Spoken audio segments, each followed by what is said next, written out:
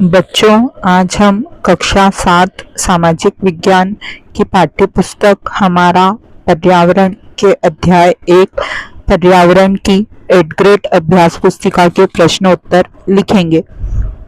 इसके अंतर्गत प्रश्न 1 है, निम्नलिखित में से जीवीय समूह नहीं है। तो इसका सही आंसर है डी, विद्यालय स्थल।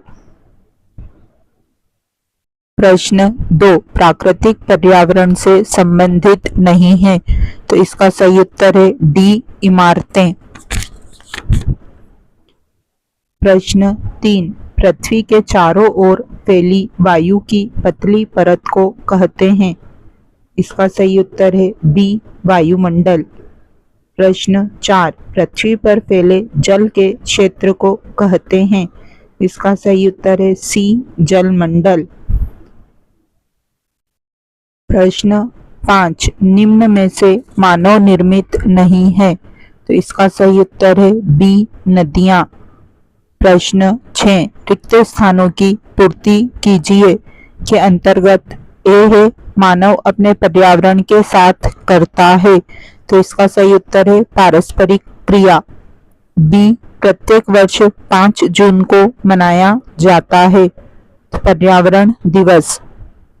पृथ्वी की ठोस परपटी या कठोर ऊपरी परत को कहते हैं। तो स्थल मंडल। डी, वाहनों का धुआं वायु को करता है प्रदूषित।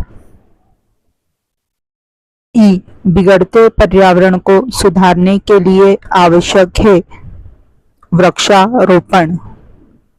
प्रश्न 7, पर्यावरण से क्या आशय है।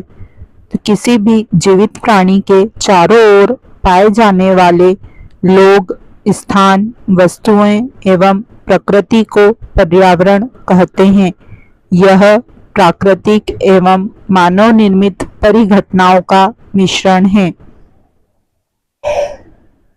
प्रश्न 8, पृथ्वी की ऊपरी परत किन किन चीजों से बनी है।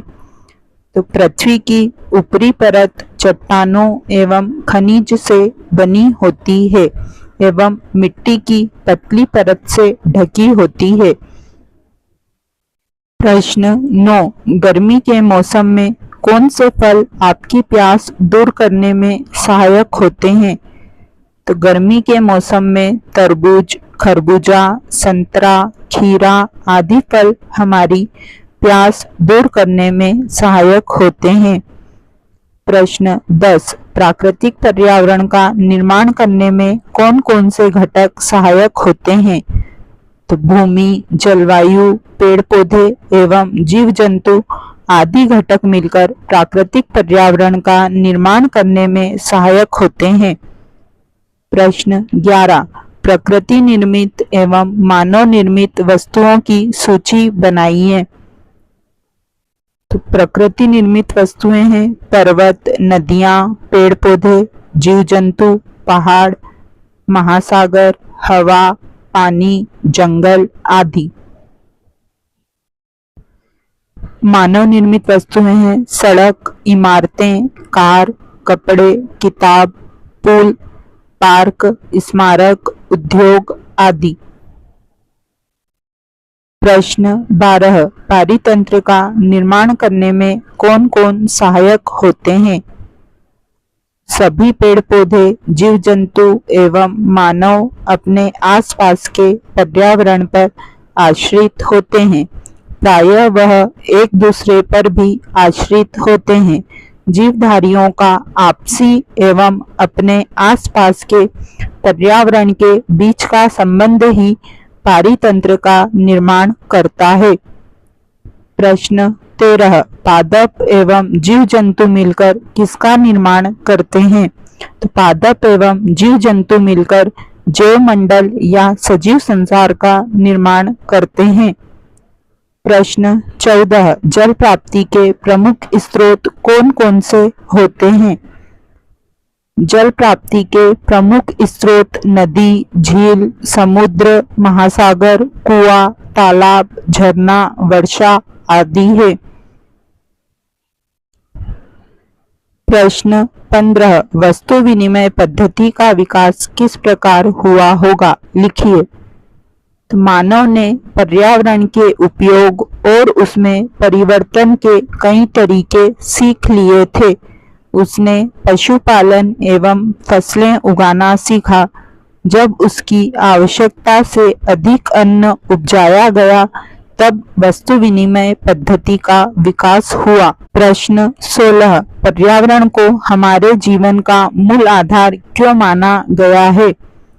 पर्यावरण हमारे जीवन का मूल आधार इसलिए माना गया है क्योंकि यही हमें सांस लेने के लिए हवा, पीने के लिए जल, खाने के लिए भोजन एवं रहने के लिए भूमि प्रदान करता है एवं इन चीजों के बिना हम हमारे जीवन की कल्पना भी नहीं कर सकते हैं। प्रश्न 17 जल संरक्षण के लिए कौन कौन से उपाय किए जा सकते हैं? तो जल संरक्षण के लिए निम्न उपाय किए जा सकते हैं। घरों एवं इमारतों में वाटर हार्वेस्टिंग सिस्टम से वर्षा जल का संचयन करके। नंबर 2 नदियों पर बांध बनाकर। नंबर 3 कुओं, बावड़ियों, तालाबों का निर्माण कर। नंबर 4 घर में नल की टोटियों से होने वाले जल रिसाव को ठीक करवाकर। नंबर 5 पानी को व्यर्थ न बहाकर। प्रश्न 18 जैव मंडल में कौन कौन से घटक सम्मिलित होते हैं? पादप एवं जीव जंतु मिलकर जैव मंडल का निर्माण करते हैं। यह पृथ्वी का वह संकीर्ण क्षेत्र है जहां स्थल, जल और वायु मिलकर जीवन को संभव बनाते हैं। प्रश्न 19 प्रोजेक्ट कार्य। आपके विद्यालय के आसपास की पर्यावरण की रक्षा करने के लिए कोई 5 कार्य लिखिए। हमारे विद्यालय के आसपास के पर्यावरण की रक्षा करने के लिए हम निम्न कार्य करेंगे। नंबर 1 विद्यालय परिसर में गंदगी नहीं करेंगे, विशेषकर चिप्स, कुरकुरे, बिस्कुट, चॉकलेट आदि के खाली रेपर नहीं फेंकेंगे। नंबर 2 विद्यालय एवं आसपास के क्षेत्र में वृक्षारोपण करेंगे। नंबर 3 किताबें एवं कॉपियों के पन्ने नहीं फाड़ेंगे। नंबर 4 विद्यालय में लगे नलों की टोटियों से पानी टपक रहा हो तो उनका सुधार करवाएंगे। नंबर 5 विद्यालय की छत से वर्षा के जल के संचयन के लिए उपाय करेंगे। इसी के साथ हमारा अध्याय 1 समाप्त होता है। जल्द ही हम अध्याय 2 के साथ पुनः मिलेंगे।